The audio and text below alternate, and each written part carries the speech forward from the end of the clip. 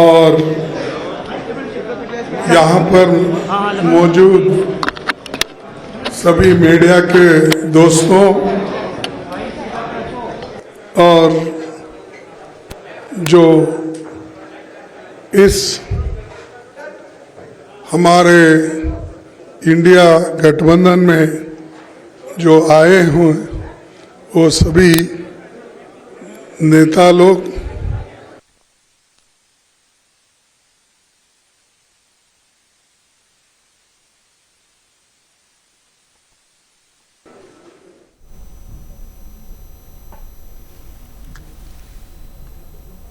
तो बैठक ये फिलहाल खत्म हुई है, ने हिस्सा लिया और 28 पार्टी के नेता लोग अपने अपने विचार को कमेटी के सामने यानी गठबंधन के सामने रखा। और ये खुशी की बात है, सभी ने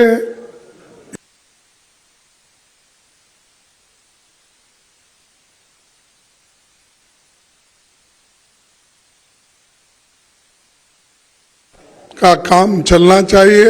मुझे नहीं पता ना कौन सा है, बताओ कौन सा लोगों के हित में सब मिलके किस ढंग से अपने को एजिटेशन करना है या जो भी इश्यूज है उसको उठाना है।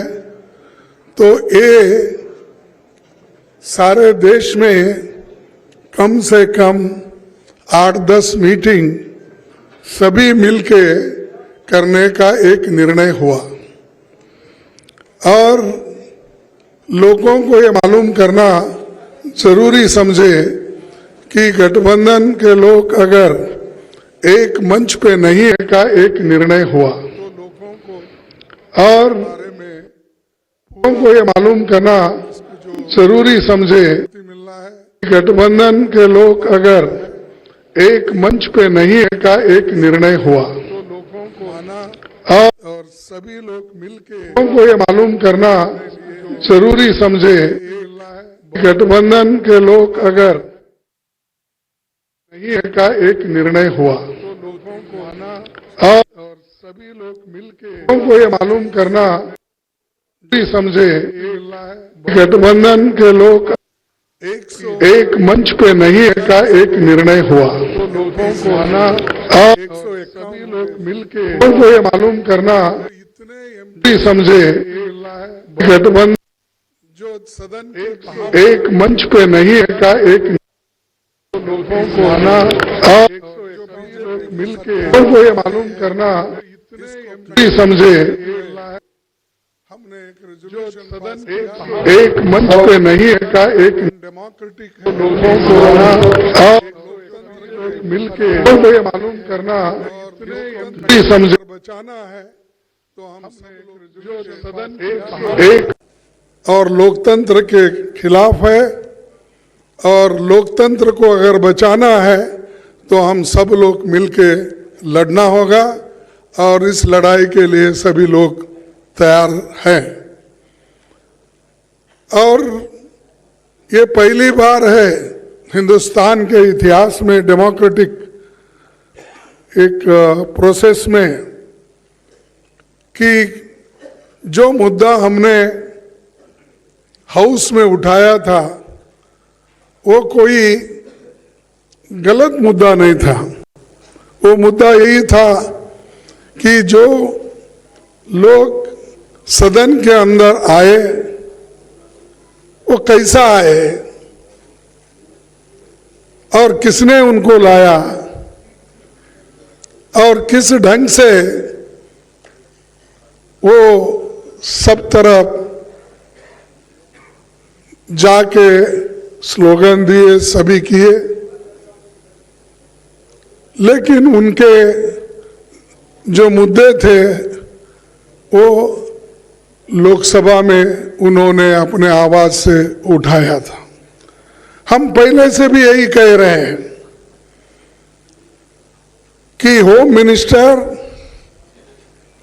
या प्राइम मिनिस्टर सदन में आइए जो घटनाएं घटी है उसके बारे में सदन को अवगत कराइए, मालूमात कराइए, लोकसभा को और राज्यसभा को। लेकिन उन्होंने नहीं माना। मेरे को समझ में नहीं आता, सदन इधर चल रहा है, ये लोग अहमदाबाद में बिल्डिंग इनॉग्रेशन जाते हैं, सदन इधर चल रहा है, मोदी जी अपने कॉन्स्टिट्यूंसी में जाके घूमते हैं। ये क्या है? ऐसा कभी नहीं हुआ। सदन यहां देश में रह के और सभी तरफ अपने भाषण देने लगे, लेकिन पार्लियामेंट में क्यों नहीं आए? लोकसभा और राज्यसभा में क्यों नहीं आए? तो ये जो उनकी मंशा है कि डेमोक्रेसी को खत्म करना, अगर नहीं गए तो क्या होने वाला को कौन पूछने वाला है? और यहां तक कि 151 लोगों को सस्पेंड करके बाहर जो निकाले, ये पहला इंसिडेंट है कि देश में इतने लोगों को आज तक किसी ने सस्पेंड नहीं किया था। ये सरकार ने प्रोत्साहन देकर सस्पेंड करने के लिए लगाए। ये बड़ी बुरी बात है और इसके लिए हम लड़ेंगे, मैदान में जाएंगे। और जो आज प्राइम मिनिस्टर और होम मिनिस्टर समझ रहे हैं कि हमारे सिवाय हिंदुस्तान में और कोई भी नहीं, हम ही हुकूमत करने के लायक है, ये उनका समझ है। इस समझ को खत्म करने के लिए हम सब एक हुए हैं। एक होकर ये आज बहुत निर्णय लिए हैं। एक तो 151 लोगों के बारे में, और दूसरा जो है सब मिलके प्रोटेस्ट करना। और ऑल इंडिया प्रोटेस्ट 22 दिसंबर को ये जितने भी सस्पेंशन हो गए उनके बारे में ये चलेगा। और तीसरी बात यह है कि जो इंडिया गठबंधन का एक मुद्दा है कि सभी लोग मिलकर काम करेंगे और सीट शेयरिंग का भी हम मिलके पहले जिस स्टेट में हमारे लोग हैं, पहले वो लोग वहाँ पर एक दूसरे से समझौता करेंगे।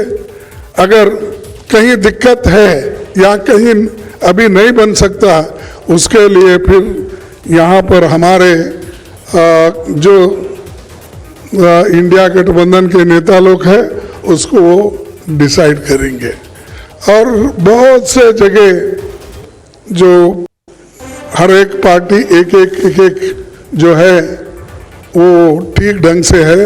अब चाहे वो तमिलनाडु में हो, केरला में हो, कर्नाटक में हो या तेलंगाना में हो, बिहार में हो, अब जो मुद्दा है इसका यूपी में, वो भी सुलझ जाएगा।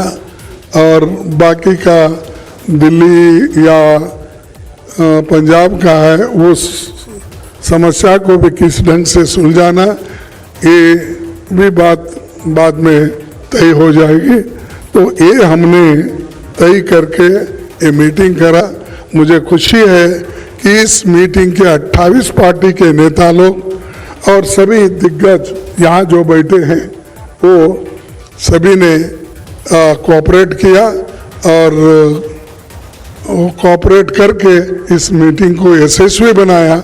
इसीलिए मैं उन सबको हार्दिक बधाई देता हूँ, उन सबको धन्यवाद देता हूँ कि वो इस और भी आगे बढ़ के देश में इस गठबंधन को मजबूत करके चलाएंगे। इतना ही कह के मेरे 2 शब्द को अब पूछने तो दूंगा।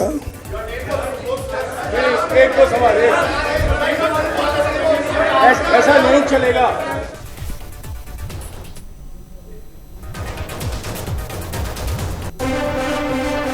तो इंडिया गठबंधन की फिलहाल बैठक खत्म हुई है। आपने मल्लिकार्जुन खड़गे को सुना, उन्होंने क्या कुछ कहा।